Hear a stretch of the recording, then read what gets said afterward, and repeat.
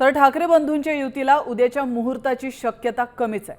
मातोश्रीवरील बैठकीनंतर मनसे नेते राज ठाकरे यांच्याशी बोलून निर्णय कळवू असा निरोप देऊन आलेत। राज ठाकरे सोबत आज चर्चा झाल्यानंतर उद्या पुन्हा एकदा दोन्ही पक्षांच्या नेत्यांची चर्चा होणार असल्याची माहिती आहे। जागा वाटपाचं समीकरण पूर्ण झाल्याशिवाय युतीची घोषणा नाही, राज ठाकरे यांनी अशी भूमिका घेतली आहे।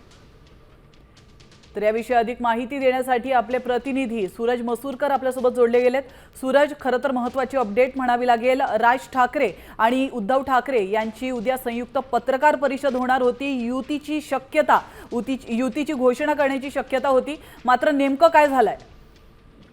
निश्चितच जागा वाटप झाल्याशिवाय युतीची घोषणा नको असं स्पष्ट आदेश जे आहेत ते राज ठाकरे यांनी मनसे नेत्यांना दिलेले आहेत। आज बाळा नांदगावकर असतील किंवा मग नितीन सरदेसाई असतील, हे दोन्ही नेते जे आहेत ते मातोश्रीवरती गेले होते जागा वाटपाच्या बैठकीसंदर्भात। त्या बैठकीनंतर ते पुन्हा शिवतीर्थ या निवासस्थानी राज ठाकरे यांच्या भेटीसाठी आले आणि त्याच बैठकीमध्ये राज ठाकरे यांनी स्पष्ट आदेश दिलेले आहेत की जागा वाटप झाल्याशिवाय युतीची घोषणा नको। खरं म्हणजे उद्या जी आहे युतीची घोषणा होणार होती, राज ठाकरे आणि उद्धव ठाकरे यांची संयुक्त पत्रकार परिषद होणार होती। मात्र राज ठाकरे यांनी स्पष्ट सांगितलेलं आहे की जोपर्यंत युतीची जागा वाटप होत नाही तोपर्यंत युतीची घोषणा नको असं राज ठाकरे यांनी स्पष्ट सांगितलेलं आहे। आता नवीन माहिती जी बातमी मिळालेली आहे त्या माहितीनुसार नितीन सरदेसाई आणि बाळा नांदगावकर जे आहेत ते मातोश्री निवासस्थानी आता पोहोचलेले आहेत।